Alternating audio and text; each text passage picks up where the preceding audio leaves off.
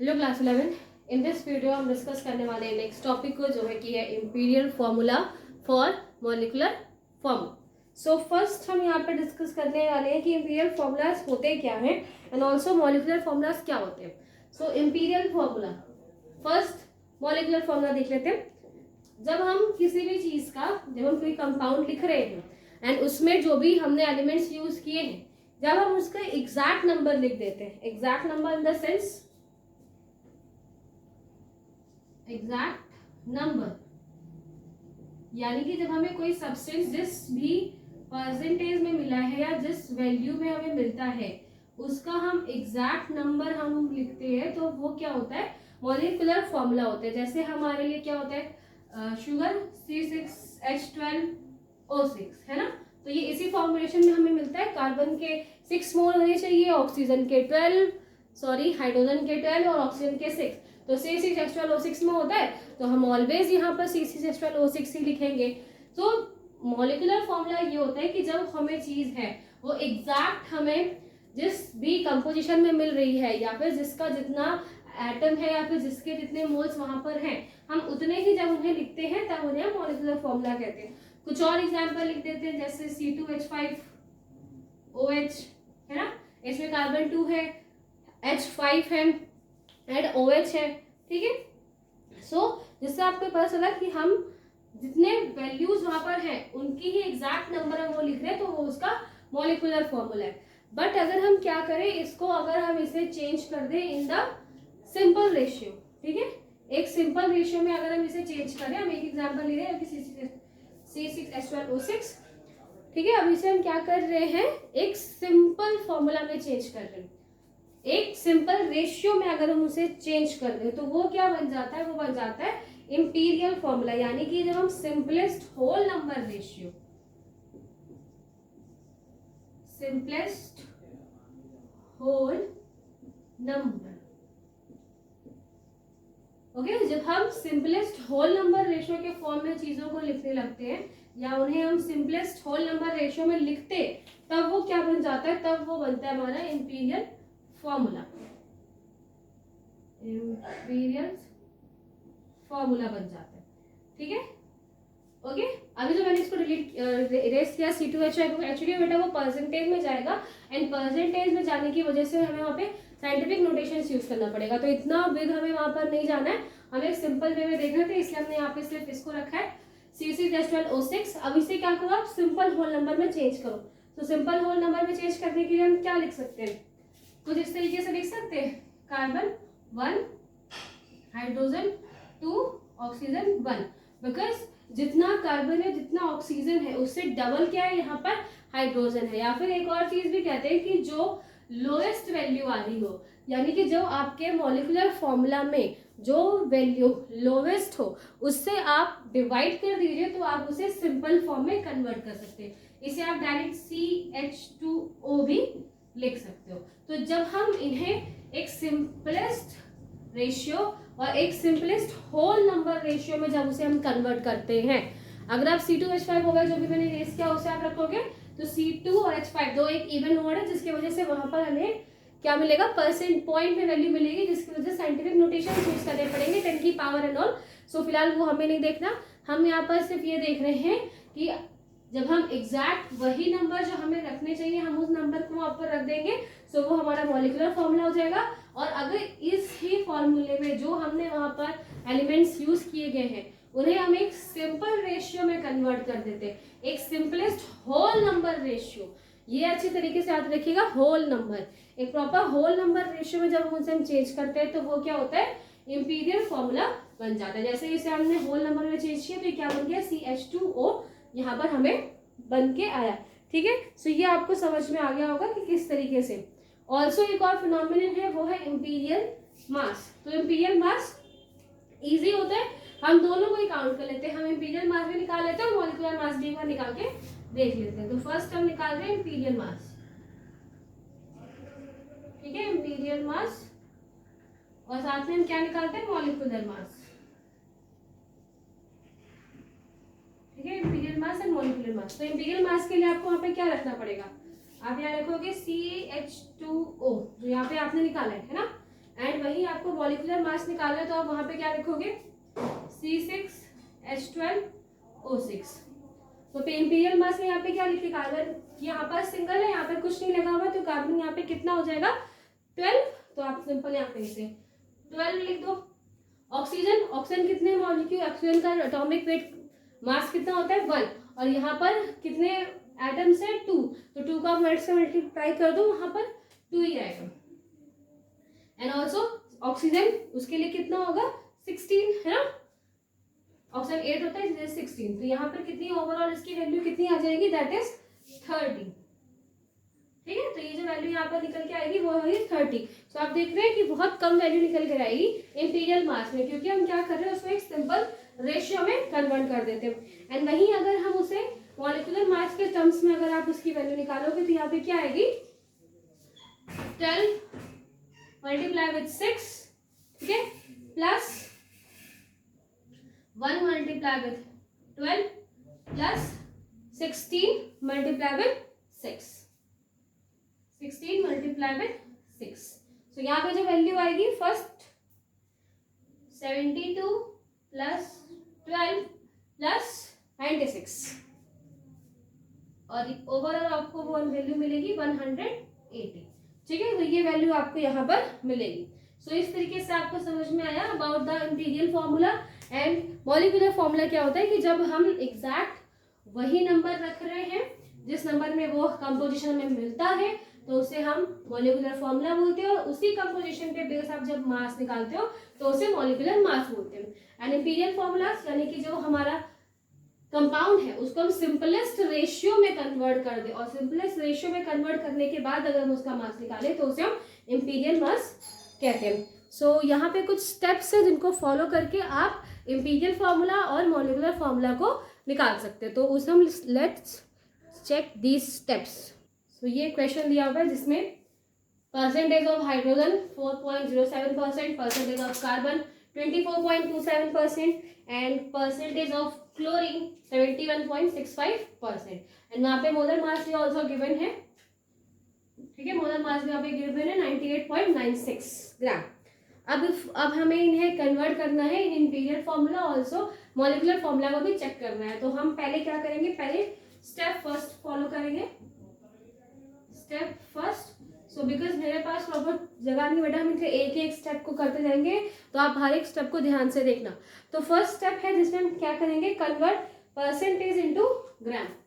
क्या करेंगे हम, कन्वर्ट परसेंटेज, बिकॉज जो यहाँ पे वैल्यूज लिखी है वो परसेंटेज में, तो उसको हम मोलर मास के रिगार्डिंग निकाल रहे हैं, क्योंकि हम उनका लास्ट मास ज्ञात करना है, तो हम वहां पर उसको किसमें चेंज करेंगे, इनटू ग्राम। ठीक है, सो ग्राम में चेंज करने के लिए अब आप इतना बात याद रखो बेटा कि जो भी यहाँ पे कंपोजिशन उन्होंने दिया है, कोई भी चीज हो, अगर उसे हम बता रहे हैं कि वो 3 ही मेन एलिमेंट से मिलकर बना है, यानी कि वो सिर्फ हाइड्रोजन, कार्बन और क्लोरीन से ही मिलकर बना है, कोई और अदर एलिमेंट वहां पर नहीं है। सो इन्हीं 3 चीजों को मिलाकर वो कितना हो जाएगा, वो 100% हो जाएगा। सो परसेंटेज में लिखा हुआ उसे हम ग्राम में चेंज करें, तो अगर आप उसे 100 ग्राम से वहां निकालोगे तो वो वैल्यू उतनी ही आनी है, क्योंकि आप क्या कर रहे हो 100 ग्राम में निकाल रहे हो, ऑल्सो उसका परसेंटेज भी आप वहाँ 100 लिख रहे हो, तो जिसकी वजह से यही वैल्यू आपको ग्राम में वापस मिल जाएगी। ठीक है, सो हाइड्रोजन यहाँ पे कितना हो गया, हो जाएगा 4.07 ग्राम।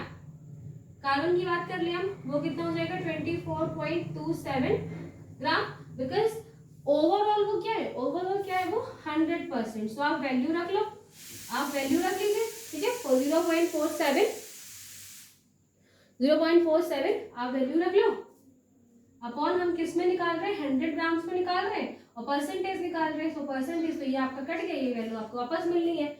ठीक है, सो इससे डायरेक्ट मैंने यहाँ पर लिख दिया कि अगर यहाँ पर हम हाइड्रोजन हमने 4.07 लिखा है तो वो 0.47 ग्राम हमें मिल जाएगा, कार्बन 24.27 ग्राम मिलेगा, एंड साथ में अगर हम क्लोरीन को यहाँ पर निकाल रहे हैं सो वो कितना मिलने वाला है 71.65 ग्राम। सो फर्स्ट स्टेप आपका कंप्लीट हुआ, जिसमें हम परसेंटेज को कन्वर्ट करेंगे ग्राम में। नेक्स्ट, अगर जो सेकंड स्टेप है, फर्स्ट स्टेप में हमने क्या किया, ग्राम्स में चेंज कर लिया, नेक्स्ट स्टेप, अब हमें क्या निकालने, मोल्स निकालने। तो सर नेक्स्ट स्टेप में हम मोल्स निकालेंगे। मोल कॉन्सेप्ट जब मैंने आपको बताया था तो वहां मैंने लास्ट से बताया था कि एक फॉर्मूला होता है जिसमें हम मोल्स निकाल सकते हैं, that is GM upon MM. GM for given mass, जो मास हमें फॉर्म दिया हुआ है, and MM for molar mass, तो इसी का यूज करेंगे हम वहां पर। ठीक है, सो फर्स्ट हम किससे निकालेंगे, हाइड्रोजन से निकालेंगे। यहाँ पर जब हम हाइड्रोजन के मोल्स निकाल रहे हैं, सो मोल्स लिख लीजिए, मोल्स ऑफ हाइड्रोजन। तो हाइड्रोजन की जब आप मोल्स निकालोगे तो गिवन मास, मैंने पहले यहाँ पे लिख लिया, गिवन मास कितना है 4.07 ग्राम। सो 4.07 अपॉन, अगर आप उसका मोलर मास निकालेंगे हाइड्रोजन मतलब 1, तो यहाँ पे आपको कितना आएगा 0.47। ठीक है, 0.47 आपको यहाँ पर मोल्स मिल जाएंगे। हम क्या निकाल रहे थे, मोल्स। नेक्स्ट हम बात करें, हम मोल्स निकालते हैं किसके, कार्बन के। सो हम कार्बन के यहाँ पर मोल्स निकाल रहे हैं। तो उसके लिए गिवन मास जो कि इतना है 24.27 upon molecular mass. Molecular mass यहाँ पे कितना आएगा, कार्बन है, कार्बन एक है जस्ट, इस वजह से कितना होता है 12। सो आप इसे 12 से डिवाइड कर दीजिए इस वैल्यू को, तो यहाँ पर कितना आएगा अराउंड 2.02 मोल्स।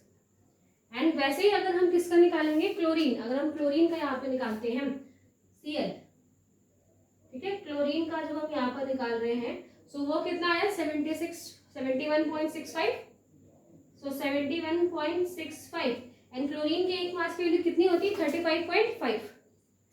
सो 35.5 को जब आप इससे डिवाइड करोगे तो ये भी ऑलमोस्ट आएगा 2 पॉइंट समथिंग। सो 2.02 मोल्स आपको यहाँ पर मिलेंगे।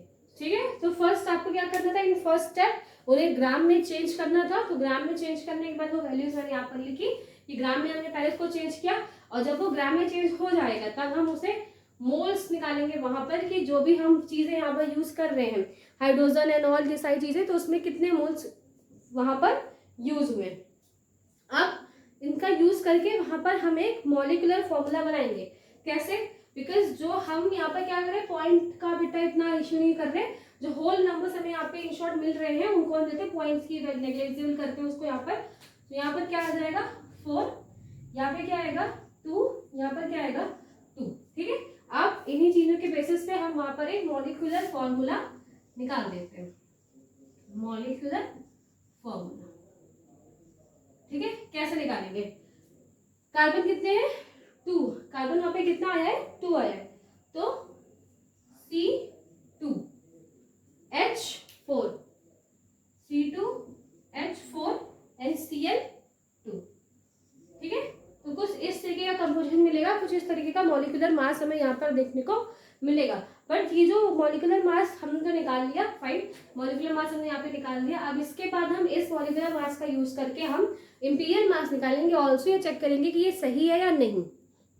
सो इन सेकेंड स्टेप हमने क्या किया, मॉलिक्यूलर फॉर्मूला यहाँ पे निकाल लिया था, जो कि साइड में लिखा C2H4Cl2। अब हमें क्या निकालना है, इंपीरियल फॉर्मूला। तो इंपीरियल फॉर्मूला मैंने आपको क्या बोला था कि सिंपलेस्ट रेशियो होना चाहिए। जो भी हम यहाँ पे लिखा हुआ दैट इज नॉट सिंपलेस्ट, इसको सिंपलेस्ट रेशियो में कन्वर्ट कैसे करेंगे। सिंपलेस्ट रेशियो में कन्वर्ट करने के लिए आपके मॉलिक्यूलर मास में जो वैल्यू निकल कर आई है उसमें जो लीस्ट नंबर होता है, ठीक है, वैल्यू क्या है 2 4 2 लिखिए, एक बार हमें 2 मिला देन 4 देन 2। सो यहाँ पर क्या करेंगे, इंपीरियल मास निकालने के लिए या फिर इंपीरियल फॉर्मूला निकालने के लिए जो लीस्ट नंबर है उससे डिवाइड कर देंगे सबको। ठीक है, सो यहाँ पर पहले हम डिवाइड कर देते हैं कार्बन को। सो कार्बन पहले तो लीस्ट नंबर कौन सा है, लीस्ट नंबर अगर आप बोलोगे 2 4 और 2 लिखा हुआ है तो ऑफकोर्स इसमें लीस्ट नंबर क्या है 2 है, क्योंकि 2 से छोटा यहाँ पर कुछ नहीं है। ठीक है, 4 से नहीं करेंगे बिकॉज वो बिगर नंबर है, तो 4 से नहीं डिवाइड करेंगे, हम यहाँ से डिवाइड करेंगे फिर 2। ठीक है, सो कार्बन के कितना आया था 2, तो 2 divided by 2 that is 1। Hydrogen that means 4 divided by 2 it's 2। And वही क्लोरीन, उसमें क्या है 2 डिवाइडेड बाय 2 दैट मीन्स 1। सो अब यहाँ पे आपको क्या मिला है, अब ये आपको वैल्यूज मिल गई सिंपल फॉर्म में। तो सिंपल फॉर्म में जो आपको रेशियो मिला है वो है 1:2:1। ठीक है, सिंपल फॉर्म का आपको यहाँ पर रेशियो मिला है। तो इन फोर्थ स्टेप इसी के साथ हम कंप्लीट कर देते हैं। फोर्थ स्टेप में हम क्या करेंगे, फोर्थ स्टेप में हम इंपीरियल फॉर्मूला बनाते हैं। तो थर्ड स्टेप तक हमने क्या किया, मॉलिक्यूलर फॉर्मूला जो मिला था, मॉलिक्यूलर फॉर्मूला निकालने के बाद जो लीस्ट नंबर था उससे सारे जो भी हमें यहाँ पे नंबर्स मिले हैं उनको डिवाइड कर दिया, एक सिंपल रेशियो में मिल गया। और स्टेप फोर में हम क्या करेंगे, यहाँ से इंपीरियल फॉर्मूला बना देंगे। एंड इंपीरियल फॉर्मूला बनाने के लिए आपको कुछ नहीं करना, जस्ट कार्बन क्या है कितना आना चाहिए 1, हाइड्रोजन क्या है कितना आना चाहिए 2, NaCl क्या है कितना आना चाहिए 1।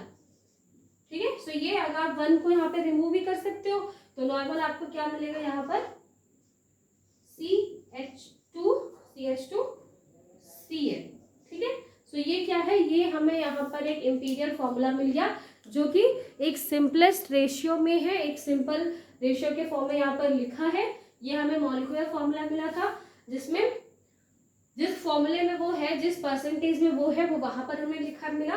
और हमने जब उसको लीस्ट नंबर से डिवाइड कर दिया तो लीस्ट नंबर से डिवाइड करने के बाद वो इंपीरियल फॉर्मूला में चेंज आता है। तो फोर्थ स्टेप दोनों यहाँ बता दिए, थर्ड एंड फोर्थ स्टेप। तो अब आपको यहाँ पर क्या मिल गया, यहाँ पर इंपीरियल फॉर्मूला मिल गया है, दैट इज CH2Cl। अब बस आपको ये चेक करना है कि जो ये मॉलिक्यूलर फॉर्मूला मिला है ये राइट है या नहीं। सो इन फिफ्थ स्टेप हमें पहले क्या करना है कि जो हमें यहाँ पर CH2Cl मिला है, यानी कि जो इंपीरियल फॉर्मूला में मिला हुआ है, इस इंपीरियल फॉर्मूले का इंपीरियल मास निकालेंगे। सो इंपीरियल मास निकालने के लिए आपको क्या रखना है, हम यहाँ पर क्या निकाल रहे हैं, इंपीरियल मास निकाल रहे हैं, जिसमें कार्बन 12 होगा प्लस हाइड्रोजन की वैल्यूज क्या भी कितने दिए 2 दिए, 2 multiply with 1 is 2 plus Cl के लिए 35.5 है ना, 35.5 हम यहाँ पर यूज करेंगे। सो 35.5 में कितना आएगा 49.5 ग्राम। तो यहाँ पर जो इंपीरियल मास निकल कर आया किसका, CH2Cl का, वो है हमारा 49.5। अब वन स्टेप में हमने क्या किया, पहले उसकी वैल्यू निकाल ली। इन बी स्टेप में हमें नंबर ऑफ मोल्स को निकालने, तो नंबर ऑफ मोल निकालने के लिए, एन्स को निकालने के लिए कितने मोल हमने यहाँ पर ज्यादा यूज किए। सो एन की वैल्यू निकालने के लिए यहाँ पर एक और न्यू फॉर्मूला यूज करेंगे, दैट इज मोलर मास क्या, जो ओवरऑल मोलर मास लिखा है, जो यहाँ पर लिखा हुआ है स्टार्टिंग में क्वेश्चन में जो मोलर मास लिखा हुआ था, वो ओवरऑल जो मोलर मास लिखा है उसको हम डिवाइड करेंगे बाय द इंपीरियल फॉर्मूला या फिर इंपीरियल मास फॉर्मूला जो हमें यहाँ पर अभी मिला है। इंपीरियल मास से हम उसको डिवाइड कर देंगे। ठीक है, तो हमें किसको डिवाइड करना है 98.96, इसको डिवाइड करना है 49.5 के साथ। जब आप इसको यहाँ पे डिवाइड करोगे तो अराउंड 2 वैल्यू आपको मिलेगी। ठीक है, तो यहाँ पे आपको एन की वैल्यू जो क्या मिल गई, वो 2 मिल गई है। बस अब आपका जो चेक करने के लिए कि हमारे पास जो फॉर्मूला मिला था मॉलिक्यूलर मास का वो सही है कि नहीं, तो जो ये हमारा इंपीरियल मास है यानी कि CH2Cl, इसमें जस्ट आपको क्या ऐड कर देना है, किससे मल्टीप्लाई कर देना है विद द 2। जब आप इससे मल्टीप्लाई कर दो तो आपको अगर यही चीज मिलती है तो दैट मीन्स सही है। ठीक है, तो क्या मिलेगा, कार्बन 1 था तो वो क्या हो जाएगा, कार्बन 2 हो जाएगा, हाइड्रोजन कितने थे 2 कितने हो जाएंगे 4, एंड Cl क्या पे तक कुछ नहीं था, यहाँ पर 1 है तो वहां पर भी क्या हो जाएगा Cl2, राइट। तो आई थिंक यही चीज हमें यहाँ पर भी मिली थी, तो यहाँ से बन जाता है कि यस जो मॉलिक्यूलर फॉर्मूला हमने पहले निकाला था दैट इज राइट। और वो हमने कैसे पता किया, पहले उसको सिंपल रेशियो में कन्वर्ट कर लिया। सिंपल रेशियो में कन्वर्ट करने के बाद जो ओवरऑल कंपाउंड का मोलर मास लिखा था उससे हमने उसे सिंपल रेशियो यानी कि इंपीरियल मास में कन्वर्ट किया था। उसमें कन्वर्ट करने के बाद उसका एक सिंपली हमने यहाँ पर मास निकाल लिया। ओवरऑल मास को जब उससे डिवाइड किया जो वैल्यू आती है उससे हम अगेन इंपीरियल फॉर्मूला में मल्टीप्लाई कर देते या फिर उसके साथ एड अप कर देते हो। तो अगर आपको वही वैल्यू मिलती है जो कि आपको प्रीवियस मॉलिक्यूलर फॉर्मूला में मिलती है तो दैट मीन्स ये वैल्यू आपकी यहाँ पर सही है। सो इन दिस स्टेप, ये 5 स्टेप आप यूज करने के बाद मॉलिक्यूलर फॉर्मूला बता सकते हो, मॉलिक्यूलर इंपीरियल फॉर्मूला बता सकते हो, ऑल्सो इंपीरियल मास निकाल सकते हैं, नंबर ऑफ मोल यहाँ पर निकाल सकते हो। ठीक है, ये सारे स्टेप थे 5 स्टेप जो मैंने अभी आपको बताए। फर्स्ट स्टेप में हमने क्या किया था, जो परसेंटेज वैल्यू है उसे ग्राम में चेंज किया। ग्राम में चेंज करने के बाद उनमें हमने गिवन मास को मोलर मास के साथ डिवाइड किया तो वहां पे हमें एक मॉलिक्यूलर फॉर्मूला मिला था। देन इस मॉलिक्यूलर फॉर्मूले में जो लीस्ट नंबर है उनसे हमने सारों को डिवाइड कर दिया, सारे नंबर यानी 2 4 2 को डिवाइड किया तो एक सिंपलेस्ट रेशियो मिल गया। सिंपलेस्ट रेशियो मिलने के बाद फोर्थ स्टेप में हमने वहाँ पे इंपीरियल फॉर्मूला लिखा। इंपीरियल फॉर्मूला और जो लास्ट स्टेप है वहाँ पर इंपीरियल फॉर्मूला का पहले इंपीरियल मास निकाला एंड उसको कंपाउंड के ओवरऑल मॉलिक्यूलर मास के साथ हमने डिवाइड किया। जो वैल्यू आई उसको हम इंपीरियल मॉलिक्यूलर मास में अडॉप्ट कर देते हैं और हमें फॉर्मूला मास वहाँ पे मिल जाता है। सो ये सारे स्टेप आपको याद करने हैं for the imperial formula. Important है, अक्सर इंपीरियल फॉर्मूला लाने के लिए दिया जाता है, तो आप इसे अच्छी तरीके से समझ लीजिए।